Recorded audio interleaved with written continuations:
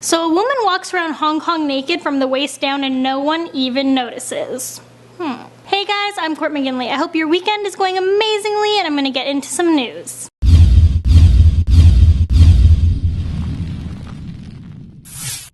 In the last video, Landon asked you guys what amazes you, and this is what you guys said. Today I want to know, how much is the most amount of money you've spent on an article of clothing? Let me know down below. Getting into our first story, we have a model who walked around Hong Kong in a t-shirt, a backpack, and nothing else. Body paint artist Sandra Baker painted jeans onto a model for a social experiment. Here's a quick clip.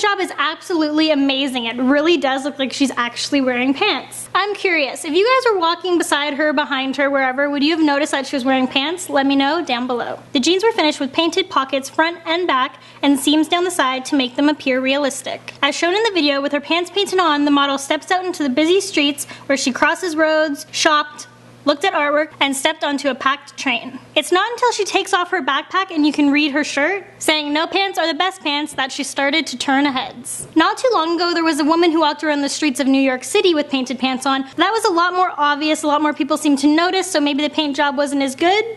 Possibly? Well, I guess it beats spending money on clothes, right? Next, I'm sure many of you heard there's been a lot of controversy when it comes to SeaWorld. A lot of stories have been getting out about how they mistreat their animals, and now finally, something's being done about it. On November 10th, Chief Executive Joel Manby announced that in 2017, it's going to be the last year of the killer whale show in San Diego. The company has faced intense criticism by activists who say keeping the whales in this captivity is cruel and unnecessary. The company is hoping that by dropping this attraction and pleasing the customers, they might get more people coming in. Their occupancy rate has dropped down to half of what it used to be after a documentary was released 2 years ago. This documentary is called Blackfish, and it highlighted the impact of captivity of the orcas. In October, California authorities prohibited SeaWorld from breeding in captivity. Many people are rejoicing on Twitter and saying things such as this. It just goes to show you, if people stand together and fight for a cause, you can make a change. It's about time, SeaWorld. It's a bird! It's a plane!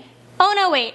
It's just a guy flying around on a jetpack. Wait, that's actually pretty cool. David Maymam is a genius Australian inventor who spent the past 10 years designing and creating his J9 jetpack, which runs on kerosene. And he's made history by being the first person to fly around the Statue of Liberty on a jetpack. He figured this was probably the best way to grab people's attention and gear them towards his product. This pack is small enough to sit in the backseat of a car and is powered by 2 turbine jet engines, making it the smallest and lightest jetpack ever created. David says, "We have just proven that personal flight is a reality. It's here and we will stay on the forefront of this." I'm going to show you guys a clip so you can see what the jetpack can actually do.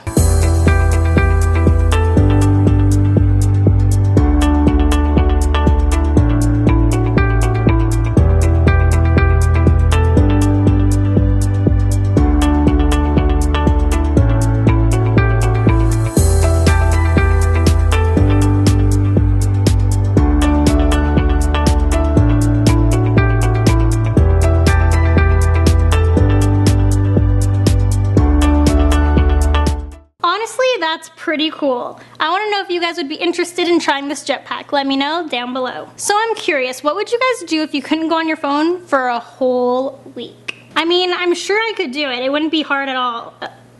Okay, maybe it would be a little difficult. Well, here we have 23-year-old Lucy Fink. She's a video journalist and self-described phone addict. And she gave up her phone for 5 whole days. And this experiment made her realize she's even more addicted to her phone than she thought. She says she uses her phone for pretty much everything. She uses it for weather, alarm clocks, she uses it for Google Maps. Only a few hours into her experiment, she complained of being exhausted due to the effort she was putting in to do everything the hard way. She found keeping track of time extremely difficult and even had a hard time finding her way around New York City. According to a survey done in 2013, the average person checks their phone 150 times a day. When she got her phone back, she had a dozen alerts, 64 emails, and a message from her mom. I'll leave her video in the description box below so you guys can check it out. Finally, I have a Justin Bieber update for you all. So I know some of you aren't the biggest fans of him, but honestly we're probably going to be talking about him a lot more because he currently has a world tour coming up and it's going to involve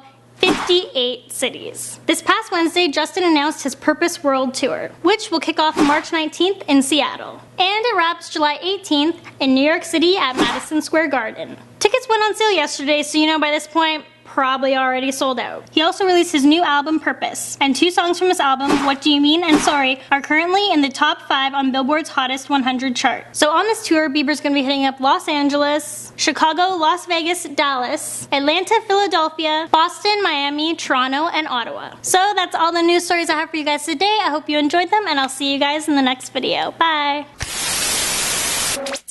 So I hope you guys have a great rest of the weekend. Make sure you like, subscribe for more news stories from around the globe. You can follow me on Instagram at Court McGinley. We have some news stories for you guys right over here, so you can check them out whenever you like. And I'll see you guys tomorrow in Sunday's video. Bye guys!